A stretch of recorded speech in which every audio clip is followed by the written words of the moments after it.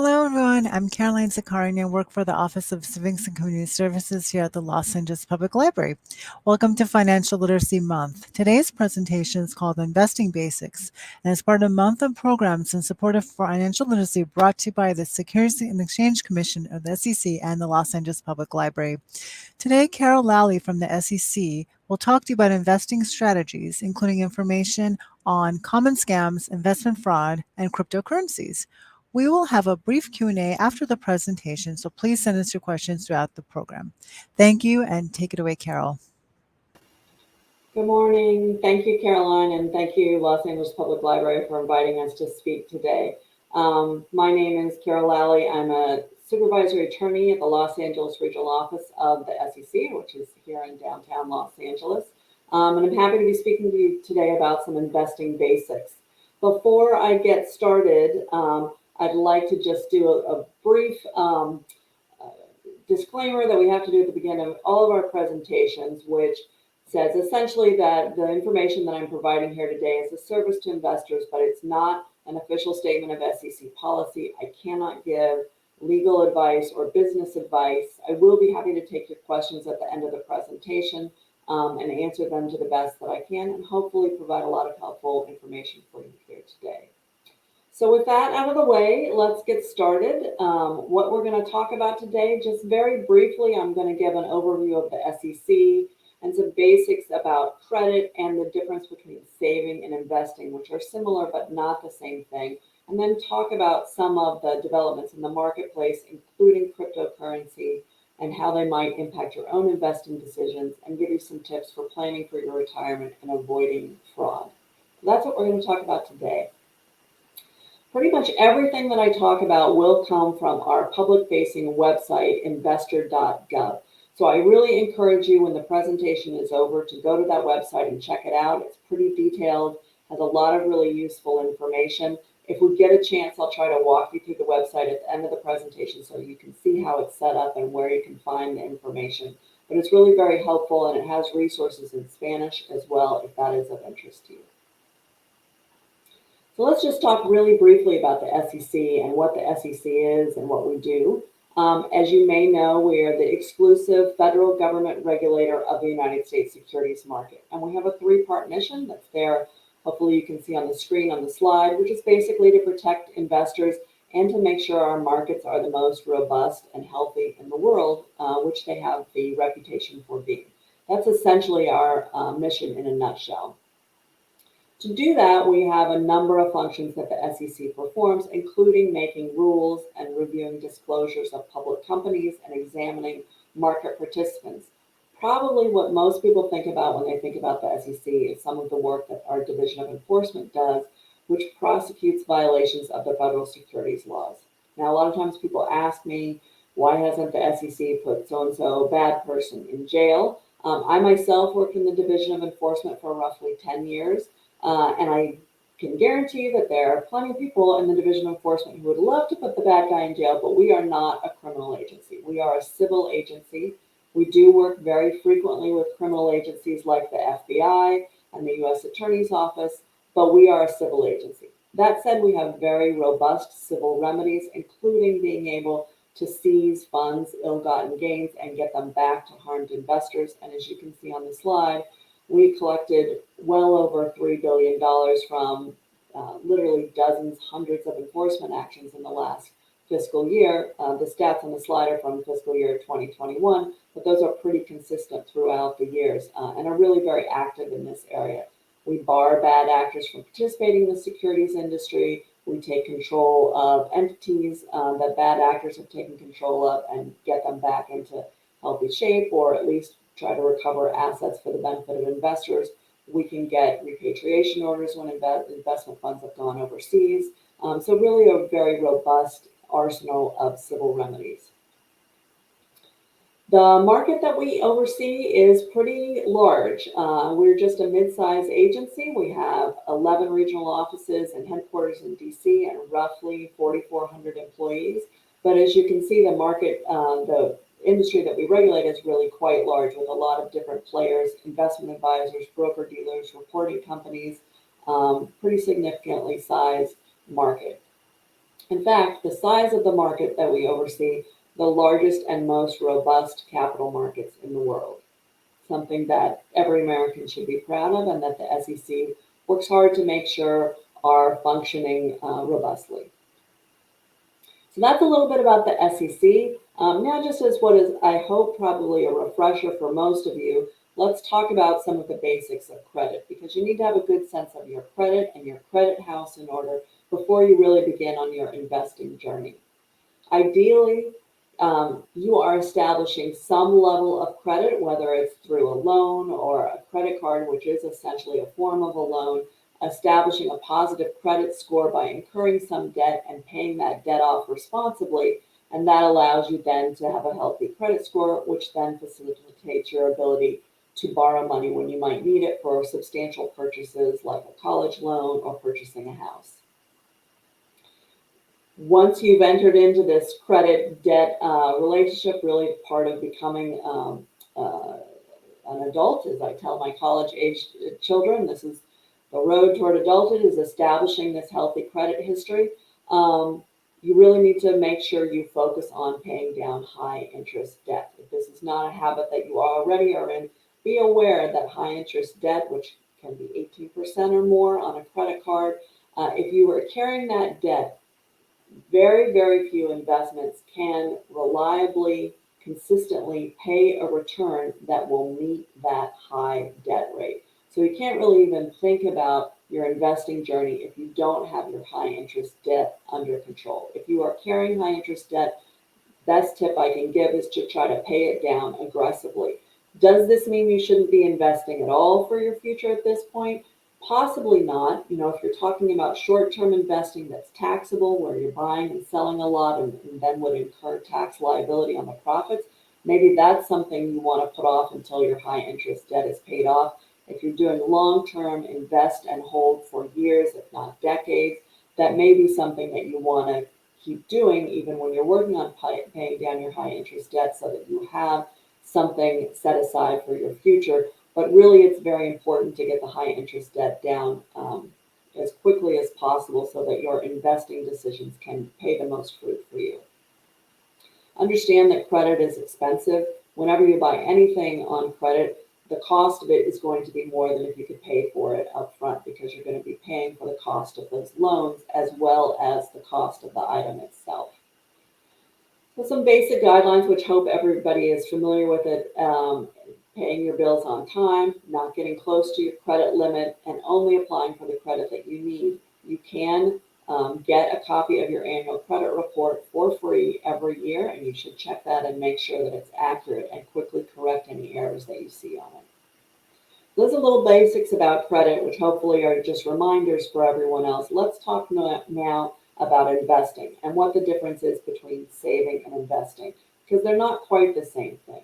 Saving is money for short-term purchases, emergencies, maybe family vacations, and this is where your smart money management begins, hopefully setting aside some kind of an emergency fund where you can take advantage of one-time opportunities, where you have a couple of months of living expenses set aside if something unforeseen happens. The best tip I can give here is to set this up automatically. So you have some sort of direct deposit into a savings account or similar sort of account with each paycheck, and then it's set and forget and you don't have to worry about it. Saving is going to be money placed in a low risk product. So I mentioned a savings account. That's something that would be federally insured up to a certain amount. It's going to pay very low interest rate, but it's very safe because it's federally insured. Investing involves the risk of real loss. That is money placed at risk, but you place it at risk for the possibility of a greater return over time. This is something that you would do for a longer term goal, such as I said, retirement, which is the most common investing goal. For most of us, we want to have those funds available for us at that point when we're able to retire and stop working. Instead of having income, we'll be living off of our investments. So this is money that you're going to place at risk of losing the money, but the exchange for putting the money at risk is the possibility of this greater return than you might get in a savings account.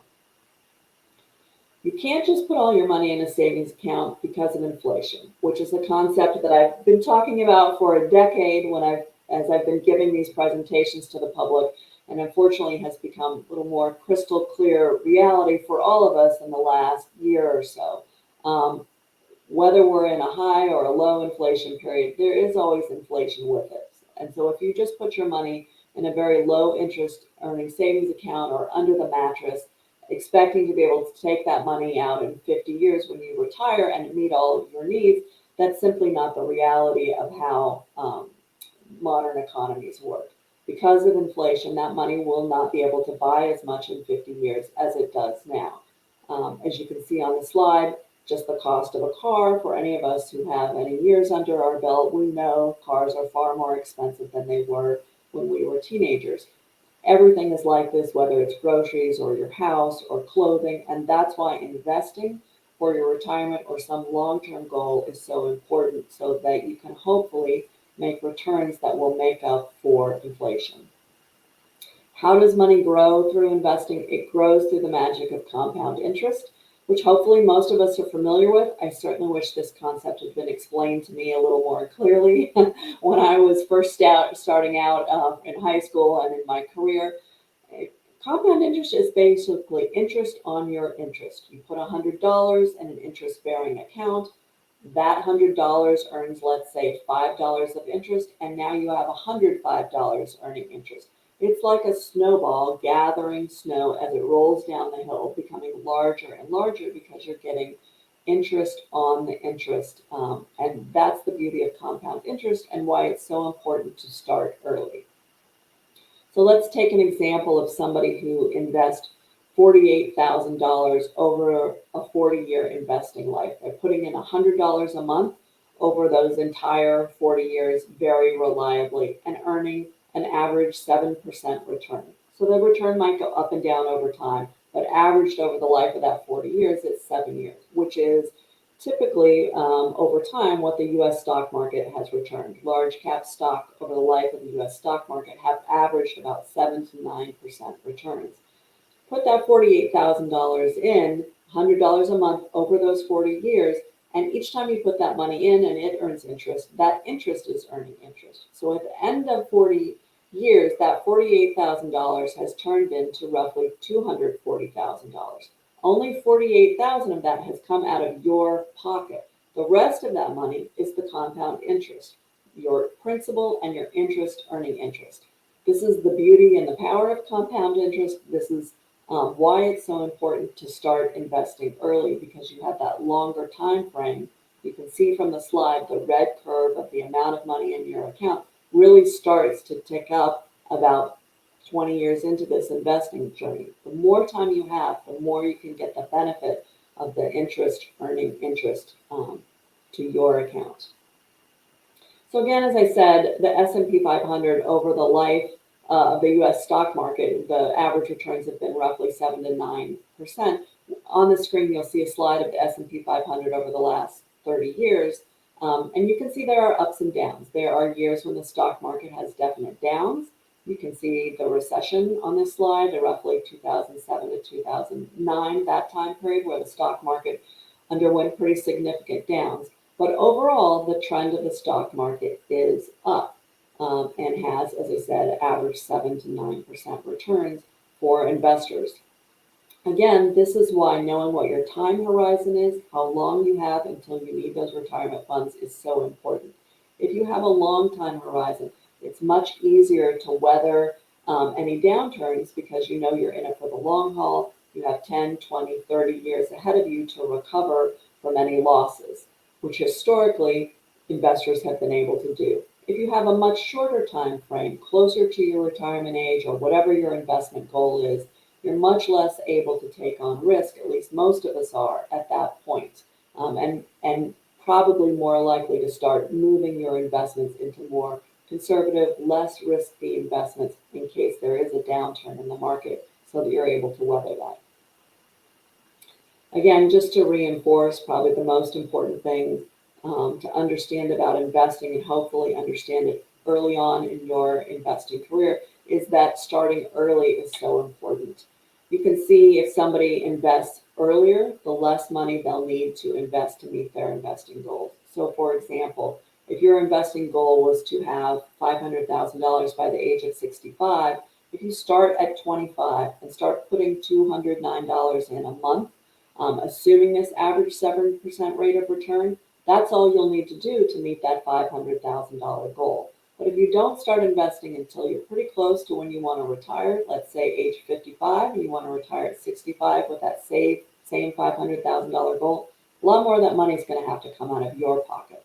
A little over $3,000 a month in order to still meet that same goal, because you don't get the time to build up the interest on the interest. This is why investing early is so important.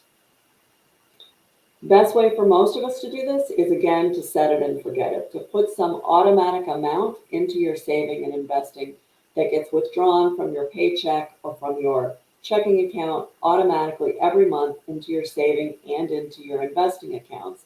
And then it happens on a regular basis. You don't have to think about it, and you can know that you're contributing to this snowball effect over the life of your investing career. It's important to understand, though, that all investments have risk. That's the nature of an investment. If someone tells you, I have an investment that will pay these fabulous returns, but there is no risk or there is very little risk, that is a huge red flag. And right there, you should be very cautious about entrusting your money to that individual, because the nature of an investment is that it has risk. That's why those higher returns are there, to induce, to persuade people to invest in something. If you're going to take on risk, you want to know the reward is going to be worth it, or I should say the potential reward is going to be worth it at the end. So investment and risk are always correlated.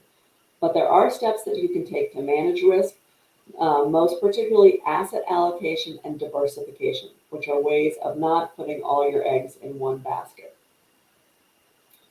We're going to talk about that in a little more detail. There are a lot of different investment products out there, and there's a product out there that correlates to your own risk tolerance and your own time horizon, and probably a selection of investments that meet different needs that you might have. So, for example, for people who have a very low risk tolerance, there are things like bank accounts and CDs, but the potential for returns are very low there and likely not to keep up with inflation. So while you might want some portion of your investments to be in that category, for a lot of people, they want to have investments in a number of different risk categories. Something like bonds, there's more risk, but the potential for higher returns. And then of the major asset classes, the one that carries the highest risk but the highest potential for returns are stocks and stock funds. Asset allocation involves dividing your assets among a number of different categories. So I apologize, the slide should have, in the pie graph over here, we should have the categories of stocks, bonds, and other, which are the asset classes that essentially I was talking about before. Stocks, the riskiest category, bonds, slightly less risky, and something that's like cash, like a CD or a savings account, those are the least risky, but the lowest potential for returns available. Again, knowing your time horizon and what your risk tolerance is gives you a sense of how you should divide your investment portfolio among these different asset classes. Then within these asset classes, so you're divided into stocks, bonds, and other, you want to diversify. So within stocks, you wouldn't want to invest, for most people, most of their funds in just the tech sector, for example, or just one company, just Exxon stock. You probably want to diversify by investing across a number of different sectors of the economy and a number of different entities and investment products within that sector.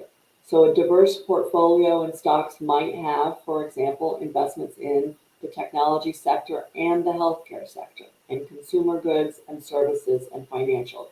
This way, your risk is spread across a number of different asset classes, stocks, bonds, cash, and within those asset classes, a number of different industries, consumer goods, technology, health sector. So if any one part of the market is having a bad day, hopefully the other parts of the market are having a good day, and your risk is more manageable.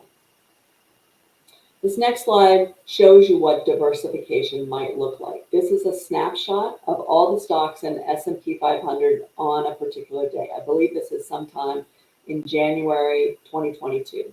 So each square you see there corresponds to the ticker symbol for a stock that's traded on the S&P 500. Up in the top left-hand corner, you can see the tech sector with Microsoft, MSFT. That's the Microsoft tech ticker symbol. Down below that, you can see the financial sector and the bank sector. So in the bottom corner there, you see JPM, that's JP Morgan. Every square that's red, that stock is having a down day. Every square that's green, that stock is having an up day. And then there are some that are more gray or black, and those stocks are breaking even. If all your money was in one sector, just the tech sector, this would be a concerning day for you because the tech sector was not having a good day on this particular day. However, if you look at the whole slide, you can see that many other segments of the American market, the S&P 500, were having a good day. Utilities, real estate, restaurant sector on the right-hand side of the screen, the bank sector and the insurance sector on the bottom left-hand side of the screen. So if your investments are diversified in a similar manner as the S&P 500, then hopefully you're able to manage the risks that might present themselves for any given sector of the economy. Hopefully, on any given day, if one sector is having a down day, other sectors of the market will make up for that. That's the idea behind diversification and why it's such an important concept to keep in mind in investing. It would be very difficult, not impossible, but difficult and expensive and time-consuming as an individual to individually buy each of the S&P 500 stocks. It certainly can be done, but if you're being a responsible investor, you want to keep abreast of what each of those 500 stocks are doing. That's a lot of research and work to take on. If you want to buy and sell those stocks frequently, which might not necessarily be the best investing strategy for an individual, but if it's something that you wanted to do, each time you engaged in one of those transactions, there would be costs. There would be commissions or other charges for engaging in the transaction. So for a lot of investors, a really good way to meet these diversification goals is to invest in something like a mutual fund or an exchange traded fund. These are pools of money invested by an investment company that holds some combination of investments. So you could invest in a mutual fund that tracks the S&P 500, for example. And the benefit for individual investors of investing in these mutual funds is that they are, by their nature, diverse. So they do the diversification for you. They are managed by professionals whose job it is to follow the stock market and keep track of investments. They're usually affordable, far more affordable than that trading in each individual stock that I mentioned. So these are really, for a lot of retail, or what is called retail or mom and pop investors, which just means individuals like you and me, these are often a very good investing decision because they meet their goals of being diverse and affordable. These funds do have risks, just like the underlying securities and like any investment, and the risks are typically the same as the underlying securities that are held by the mutual fund. One kind of fund that maybe is available to you, and if you have a 401k plan or some kind of retirement plan, but you can also find on the open market, are what they call target date or life cycle funds. The name of this fund will often refer to the date when you are expecting to need the money. So for example, if you are expecting to retire in the year 2050, there might be a retirement fund out there, XYZ Company Retirement Fund 2050. And the year date signifies the point when the investor thinks they're going to need access to their funds.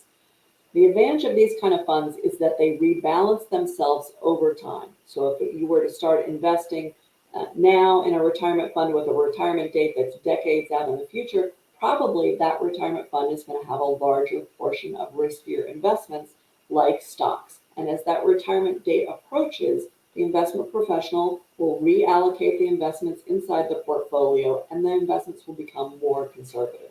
So you can see on the slide for a retirement fund that has a target date of 2050, roughly half of the investments in this particular example are in stocks, large cap stocks, and another quarter are in, let's say, small cap stocks, and another not quite a quarter in international stocks, with a much smaller portion, maybe less than a quarter, in bonds, because I realize I just made my quarters not quite add up, but you understand what I'm saying. Whereas when you get closer to 2030, a much smaller portion of those stocks, the portfolio for somebody with a target date of 2030, is in stocks and more is in bonds as the investment risk tolerance becomes more conservative. So this is a good way for individual investors to think about investing in a mutual fund. A target date mutual fund might be right for you, so it can readjust to more conservative investments as you approach your target date. If you're new to investing, and even if you're pretty familiar with investing, I really encourage you to go on investor.gov and dig in some of the information about how to make sure you are avoiding the pitfalls of potential bad actors who often use a lot of social engineering, I would say, tactics to try to persuade individual investors to part with their money. So be very careful where you get your information. Celebrity endorsements, for example, don't necessarily mean that an investment is a good idea. The SEC just brought a series of actions actually against a number of celebrities who had been touting cryptocurrency type investments and not disclosing that they were being compensated for those endorsements. Just because someone is a celebrity doesn't mean they know what the best investing decision is for you. Likewise, be very careful about social media and even your contacts. Friends and family can be good sources of information about trusted investment professionals, but they themselves may not be as knowledgeable as they would think or you would hope, or they themselves may be the victim of a scam without knowing it. So be very careful where you get your information. The best investing advice is to try to seek out unbiased resources. Look at investor.gov, do your own research. If you're interested in investing in a particular company, find out, is that company registered with the SEC? Has it made financial filings with the SEC? Go and look at those financial filings and see what the health of the company is and what its plans are for the future, and if those seem consistent with what your own plans and goals are. Successful investing very rarely involves a get-rich-quick scheme. It takes a long time, consistency over that long period of time. Slow and steady usually wins the race. So let's talk a little bit more about some of the new developments in the securities market and the kind of things that you might be seeing and have questions about. Alternative investments generally means investments outside of what we think is the traditional investment categories, like stocks and bonds. And they may involve things like cryptocurrencies or private equity or hedge funds. People are attracted to these, I think, for a lot of reasons. One, people are attracted to anything that's new, but also there might be a potential for additional diversification. People might see it as a hedge against inflation. I think sometimes there's a FOMO, fear of missing out. Something new is coming in. People want to learn about it. Maybe they have intellectual curiosity about it. They're afraid of getting left out of the new thing. And this is not to say that some of these alternative investments might not be appropriate investments for you, but you should be aware of the risks because, again, all investments have risks. Some of these kinds of investments are going to be limited to accredited investors, which are basically high net worth individuals, some kinds of private equity or venture capital investments or hedge funds, for example. A lot of these investments tend to have a lot fewer regulations and make a lot fewer disclosures about what you're investing in. So if you are a public company and your securities offerings are registered with the SEC, you have to make public filings, public disclosures about your business. Here's what our business does. Here's the money that we're earning. Here's what we think the risks are. Here are the lawsuits that we're involved in. Here are the names of the people who are running our company. All kinds of disclosures like that to really help the investor be informed and make decisions about what's right for them. So in these less regulated parts of the market, there's likely to be a lot less disclosure, a lot less information that you can access and trust to make your investing decision. These investments may not be very liquid. In other words, once you buy the investment, it might be very hard to sell it. There might not be much of a market for it. Sometimes the investments are pretty complex and they might have really high fees that can eat into your returns. So even if it looks like the investment is earning a significant return, once you subtract the fees that investment charges, that return might evaporate or at least be seriously diminished. And sometimes the fees are pretty complex themselves and hard to understand. So these are the kinds of risks that you need to be really careful with any investment, but particularly with alternative investments. In particular, there's been a lot of interest, as you might imagine, in the crypto space. And I've been talking about crypto investments for roughly a decade. And I would say the first 9 years that I was talking about crypto investments, people were pretty skeptical that there might be any downside to investing in crypto. I don't think people are so skeptical anymore, unfortunately, because the market has definitely taken a turn for the worse in this area. Again, that's not to say that all of these crypto assets are necessarily a poor investment, but there is quite a bit of risk in this space. And what we in the government see quite a bit is that bad actors are attracted to this space, whether they are fraudsters, the kind of people who just want to take advantage of people and get their hard-earned investment dollars and take them for themselves, or truly bad actors like international criminal cartels who use this space to do transactions that they don't want to be detected by the criminal authorities. This space does attract a lot of those players. Not everybody in this space fits that categorization. There are good actors in this space, creative, inventive people trying to do something new. But this is a pretty complex product. These distributed ledgers, they are more speculative than an investment where you've got a brick and mortar store or inventory or customers and factories and hard assets that it's easily to quantify. So this is just by its nature a much riskier investment, and you should be aware of that and proceed with caution and do your research before you make a decision about whether to invest in this space. They are, by their nature, very high risk, and they just don't have the same level of investor protections as more traditional securities. That said, the SEC is very active in this space on the enforcement side. We do have a crypto unit in the Division of Enforcement and have had that unit for many years and have brought dozens of enforcement actions against bad actors in this space. If you do want to invest in this space, please go on sec.gov and check to see that the investment products and the participants are registered with the SEC. The platforms, the people doing the selling are all registered with the SEC or the appropriate regulatory authority. Even in the best case scenario, crypto assets are highly volatile. I believe this chart on the screen shows Bitcoin over until I want to say roughly the summer of last year. These slides get prepared out of DC, so sometimes they're a little bit dated. But you can see Bitcoin highly volatile, up and down over tens of thousands of dollars, and volatility is historic high volatility is a sign of a more risky investment category. So you do want to be really careful investing in this space.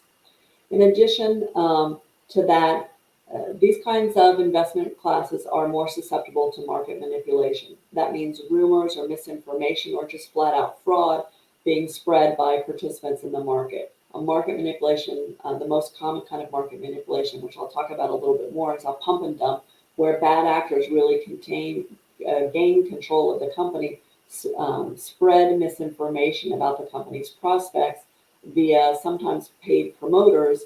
Individuals buy into that investment, believing the promotion, and then eventually it's revealed that the promotional information is not accurate.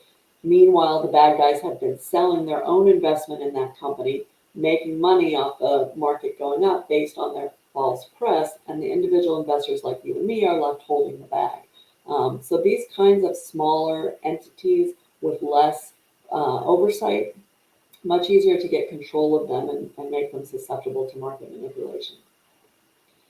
You can lose all of your money when investing in risky assets. This is a feature of investing in general, but particularly in risky asset classes. So you do want to be really careful when you think about how much of your portfolio, if any, you want to devote to these investments.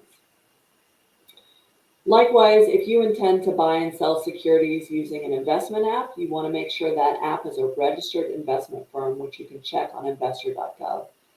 Lots of these investing apps, the fees may seem low, but you need to, the best advice is to figure out how the entity is actually getting compensated, because trust me, the app is getting compensated somehow for your business.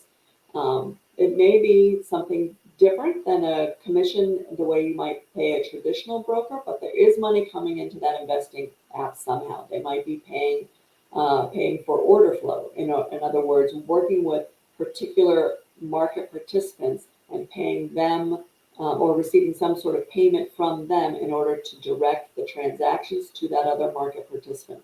So a broker who would facilitate the trades that you are making, and that broker would then pay the investing app for them to send the trades to them. That might be fine. That might not be the best, most efficient way for your trades to be executed. So that is in itself a sort of cost that you need to think about it as an investor. Does that work to your benefit? Are their interests aligned with your interests? Human interaction can be pretty difficult, and so if you really needed to get a hold of a person to help with investing advice, it might not be possible. And sometimes there's an encouragement to introduce inexperienced investors to very complex investment products that might not be right for them. So just because it's low dollar cost out of your pocket up front doesn't mean it doesn't have other costs, both in terms of services you're not getting and behind the scenes compensation that you might not be fully aware of. So really take the time to do your research, make sure they're registered as with us as an investment firm, and that you understand the structure of the investing app. Another thing that you often hear from individual investors is that they want to engage in frequent trading, whether it's day trading or some other type of market timing trading. If this is an investment strategy that you're considering, just be aware that for the vast majority of individuals, including people whose profession is in working in the investment industry, active trading generally results in underperforming the market, making less than the market average of the S&P 500 or the large cap US stock market over time, because it's very, very hard to time the market effectively and consistently over a long haul. Generally speaking, most people miss those best performing days. And really, in order to succeed at market timing, there are a few best performing days in any given time period that you have to be invested just appropriately in on those days, or you're not going to be able to successfully target the market with a market timing strategy. Even if you're a day or two off of the timing, it's not going to be successful for you. And that is extremely hard to do. It's just not something that works out for most individual investors. So think very carefully about whether that's the appropriate strategy for you, as opposed to a long-term, slow and steady investing strategy. Also, if you engage in frequent trading, selling securities within a year generally results in higher taxes. So you want to make sure you understand the tax implications of that kind of frequent trading strategy. Again, this is why mutual funds and ETFs frequently make sense for individual investors. You've got this diversification. It simplifies your long-term investing strategy. You'll be allocated in a number of different asset classes if you've chosen your mutual funds appropriately, and really fits the goals of a lot of individual investors if they make smart mutual fund investing decisions, as opposed to trying to engage in a lot of frequent trading individually. So let's talk a little bit more about planning for retirement. Many of you may be fortunate enough to have some kind of employee-sponsored retirement plan available through your work. This is great. If you do, that's a benefit not everybody gets. So look closely at those plans, see if the options meet your needs. Very often they do include mutual funds investments. You can also open an IRA, an individual retirement account yourself, and use that to invest in mutual funds or individual stocks or bonds, and grow your money tax-free if you use a self-directed account based on your individual contributions. There are tax advantages to setting up a retirement account. There are generally two ways you can set up your retirement account, either traditional or Roth. Traditional, your money goes in ideally as a payroll deduction before the taxes are taken out, so it lowers your taxable income and your money grows tax-free. But when you take that money out at retirement, when you use it for your living expenses or whatever your retirement expenses are, that money is going to be taxed when you withdraw it. If you put your money in a Roth account, your money is going in after taxes. And your money is going to grow tax-free, and it will be tax-free when you withdraw it because you've already had paid taxes on it before you put your money in. There are advantages and disadvantages to both ways of investing. Lots of people have a combination of both Roth and traditional retirement accounts. Again, you want to do your research here and think about your own individual situation. Don't delay. Start investing for your retirement as soon as you can. If your employer offers matching, try to take advantage of it to the highest level possible because that's free money. Not too many times in this life people give us free money, and contribute to it consistently and pay attention to the fees. If you're trying to decide between a number of different mutual funds, I encourage you to go to the FINRA Fund Analyzer on FINRA.org's website. This is a library of literally thousands of different funds. You can put the fund names or ticker symbols into the Fund Analyzer tool and get a side-by-side comparison, including comparison of the fees that these various funds charge. And so that's really helpful if you're trying to decide between some investment fund products.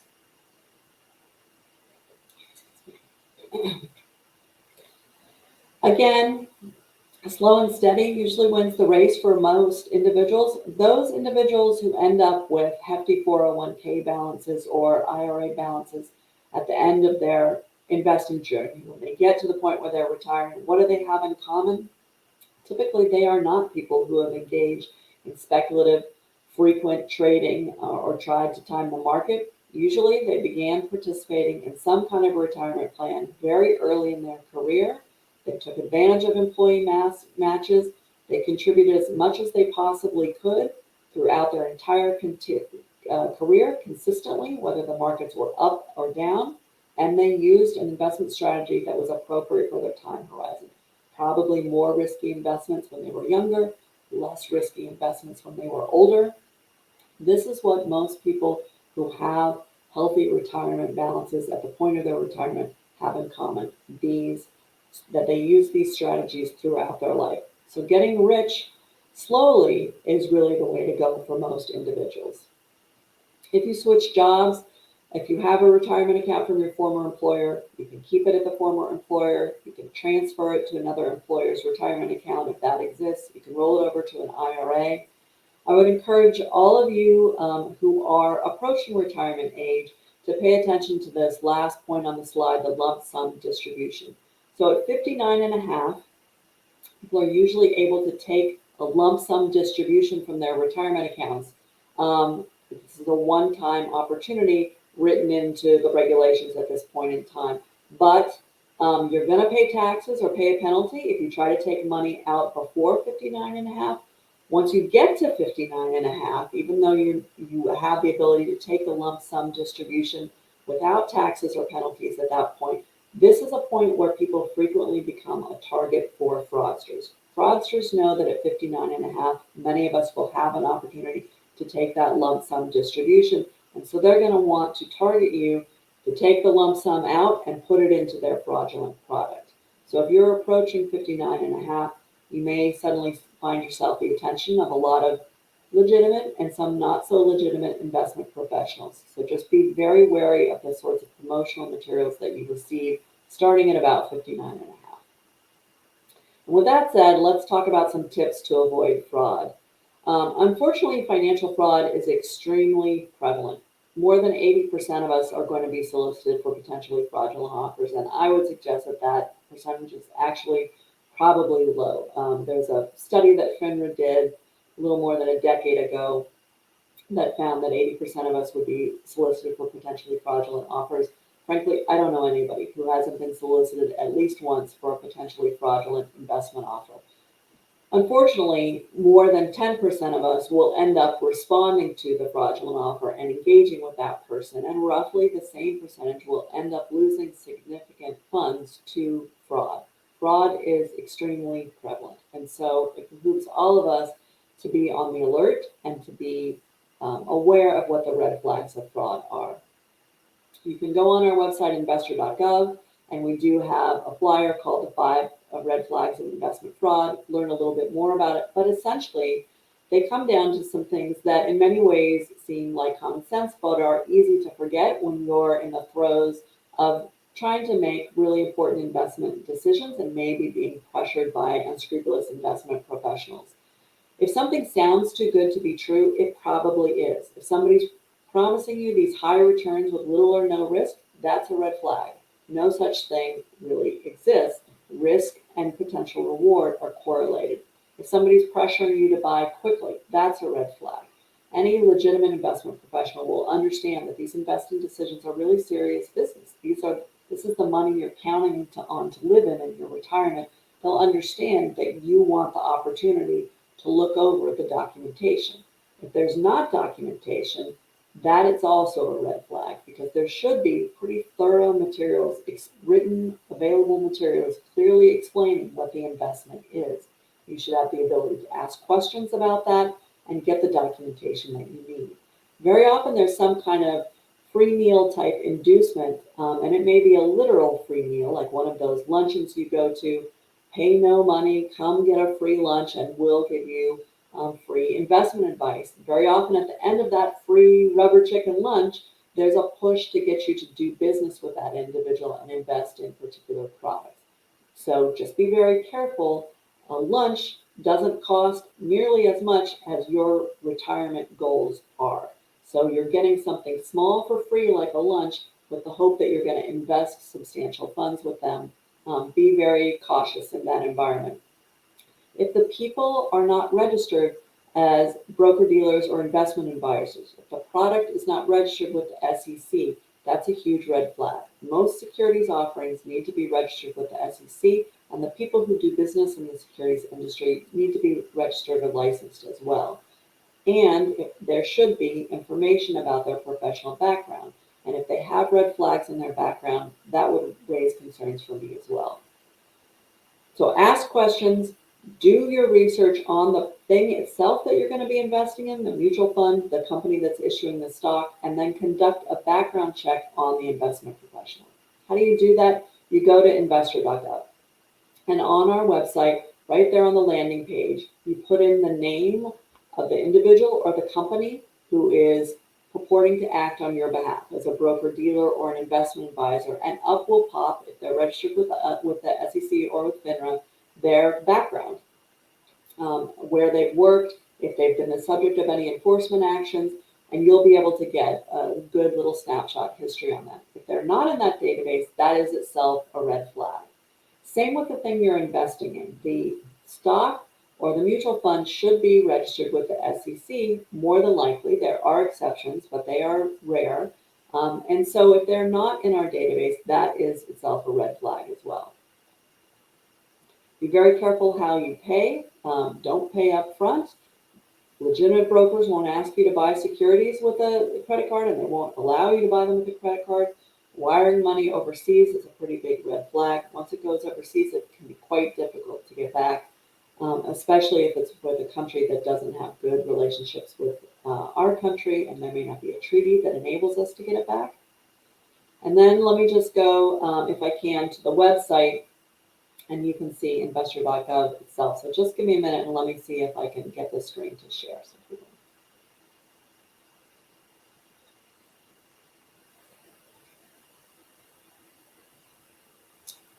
Hold on one second. The screen.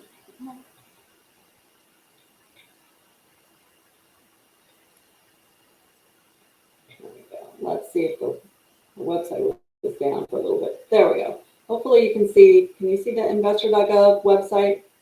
And right here on the landing page is this check your investment professional. So here's where you would put in the investment professional's name. And I'm just going to put in an example of Jordan Belfort. And if any of you have seen The Wolf of Wall Street, Jordan Belfort is a real person. He was prosecuted by the SEC for securities fraud for a pump and dump scheme. If Jordan Belfort approached me today and asked me to do business with him, I would hope that I would go in, I'd put in his name to see whether he is a registered broker-dealer or investment advisor. And up would pop his name, and I could get this detailed report. And here would be the report on Mr. Belfort and would tell me a little bit about where he'd worked, the various securities exams that he had taken. But then at the end of the report, you can see he has disclosures. And not every investment professional will have any disclosures. These are all regulatory actions involving potential violations of the securities regulations. Lots of investment professionals aren't going to have any. Mr. Belfort, however, has several. He was sued by the state of Michigan, he was sued by the state of Maryland, and then he was sued by the SEC. And you can see he was sued in connection with a $1.5 million scheme in order to pay disgorgement of $1.5 million, plus barred from working in the security industry. I would think that would be information you would want to know before you did business with Mr. Belfort. That is why going into the SEC's website is so important, and doing this research is so important and helpful. Turning back to the website itself, there's a lot of useful information here. Information on crypto assets, if that's something that you're interested in, various financial tools and calculators, all sorts of information about investing, including the red flags of fraud. So I really encourage you to go into this website, poke around, information on investing fees, and I really want to encourage people to look at this information because you can see from this chart that's on the screen that even a small difference in fees can have a pretty substantial impact on returns. This chart shows 20 years of investing in the exact same product, $100,000 over 20 years in the exact same product, but three individuals paying different fees. One individual paying a 1% fee, and another individual paying a 0.25% fee, and the third individual paying a 0.5 percentage point. These sound like pretty small fees with pretty small differences between the fees, but between the largest and the smallest fee over the course of 20 years, that reduces the ultimate return that the person gets quite a bit. There's almost a $30,000 difference. So the person paying the lowest fee ends up with $30,000 more than the person paying the highest fee, even just based on that small percentage difference in the fees. This is why knowing the fees is so important. So I really encourage you to take a look at that part of the website as well. But as I say, a lot of useful information on this website. Poke around, take a look. And there is also a place if you think you have been approached by somebody who potentially is a fraudster, you can submit your questions and complaints to us via this website. It's the fastest, easiest way to get the information to us. So let me go back to the PowerPoint.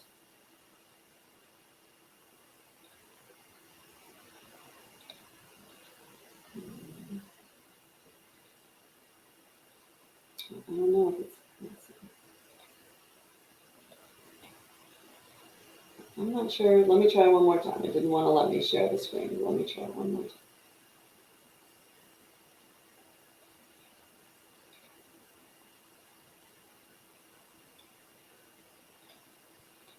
There we go. So that's what the website looks like. Lots of helpful planning tools, including a compound interest calculator. Lots of helpful alerts and bulletins for the most recent activities in the market and things that we're concerned about. For example, recent bulletins on digital assets might be of interest to you. And then finally, let me just close with the contact information for the SEC. And let you know, the group that I supervise does investor outreach like I've done here today, but it's also responsible for taking a look at the tips and complaints that come in from the public, doing research on them, and identifying potential future enforcement actions for our office and examinations of broker-dealers and investment advisors. So I want you to be assured if you submit something online, there's a dedicated staff in my office, in DC, and all of the regional offices that looks at each and every complaint that comes in and takes them seriously. So I really encourage you to use that portal to submit your tip and complaint if you have something that you want to send to the SEC. So with that, I will be happy to take any questions. Thank you, Carol. A great presentation, lots of good information, great information. So let's just see the questions that have come in. I have one question. Should investing strategies change when the market is volatile? What do you think? Yeah, that's a good question. And of course, I can't give particular business or legal advice, so I couldn't answer this question for you in the sense of what is the right thing for you or really necessarily any person to do when the market is volatile. But what I can say is, as I mentioned earlier in the presentation, market's always going to have ups and downs, and sometimes some pretty significant downs, but also sometimes some pretty significant ups. Individuals who tend to be successful investors tend to have that long-term investing strategy that we talked about. Thinking about what your risk tolerance is, which very often has to do with your time horizon, choosing diverse set of investments across different asset classes, different segments of the market, making that investment automatic and doing it over the long haul. That doesn't mean you might not need to recalibrate when the market undergoes changes. You do want to be keeping an eye on it, keeping yourself informed. But if you're using that long-term investing strategy, you don't have to be as concerned when the market is volatile, because hopefully you have chosen an allocation that's appropriate for your risk tolerance, and you're counting on being invested over the long haul and thus able to weather the ups and downs of the market better. Okay, thank you so much. I have another question. What is the best way to get started in investing? I mean, you mentioned about diversifying and all that stuff. Yeah. What do you recommend? So the best way I would say, let me see if I can get back to investor.gov, but the best way is really to start, I would say, on investor.gov. Because, hold Mhm. on one second, I will figure out how to get it back up here. Um, because this is where you can begin doing some of that investing research. And there should be, I'm not quite sure why it's not showing up. No, I'm not going to provide feedback. Here we go. There is a part of this website you can go to, Introduction to Investing, which is a really great place to start. Getting started, it will, and has some really good information for people who are just beginning to invest. Questions to ask before you invest, understanding fees.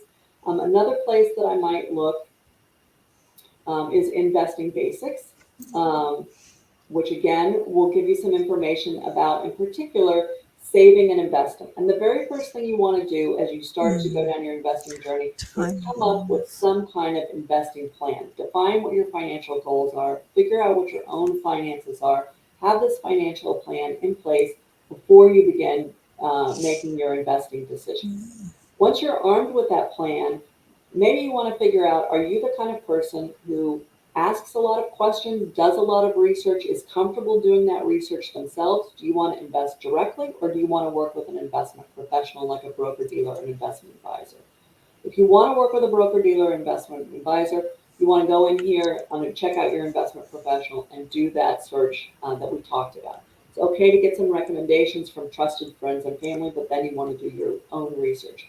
And whatever you're investing in, then you want to research that investing product itself and see whether or not they're registered with the SEC.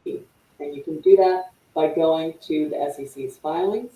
And so let's say I wanted to invest in Exxon, put in the name Exxon, up is going to come, especially, yep, there we go. And we're going to get the most recent information that Exxon has filed with the SEC. And you can go and look at those filings. And in fact, there is also on the SEC's website, sec.gov, inside of our EDGAR search tool. We do have guides to help members of the public figure out how you're going to research a public company. So if this is something you're not familiar with, go onto our website. We've got tools to help you figure out how to research a public company. So the best way is to start doing that research and making a financial plan for yourself. Thank you. I mean, I didn't even know. I always thought that, oh, it's like invest in what you know or things like that. But it's better to go, to the site, do all your research first, and then maybe start like small and then Yeah. expand. Also, I have another question. What is the best way to contact the SEC? So let me, you can certainly call us, you can email us, you can send us an old school letter, but I would say the best way really is to go onto this portal on investor.gov. So let me pull that up again so you can see where it is. I think if you're not tech savvy or you don't like doing things on the internet, that is just fine. You can call us or send us a letter or email us. But this portal is really very efficient. Everything ultimately has to go into the database that this portal is connected to. So if you are comfortable using the internet, I would really encourage you to use it. If you would rather use the phone, let me pull the last page of the slide back up again so you can see it. You can certainly call us. And on the screen, I have the 800 number. You can email help@sec.gov. You can also email the Los Angeles office directly, which is losangeles@sec.gov. You can certainly, as I say, send us a letter, although honestly, we get very few hard copy letters anymore. And rest assured that our investor assistance groups are there, and there are always people looking very closely at what the public sends in to us. Thank you, Carol. Lots of ways to contact SEC. Thank you so much. Okay, Yes. I think we're going to close out. Thank you so much for a great presentation again. And if anyone missed any part of this presentation, it will be available for viewing later on our YouTube channel, youtube.com/Los Angeles Library. And then please join us for a month of exciting financial literacy workshops we have coming up. Some of the topics include Introduction to Financial Planning Basics, Credit Reports and Scores. We also have a Financial Literacy Day at the Central Library in person on Saturday, April 22nd. On that day, you'll be able to talk one-on-one with a certified financial planner, so you can make an appointment for that. All that information is going to be on our Financial Literacy Month webpage. It's www.lapl.org/financial literacy month. So thank you again, Carol, and everyone. I hope everyone has a great rest of their day. Thank you so much. Bye bye. Thank you. Thank you. Bye bye.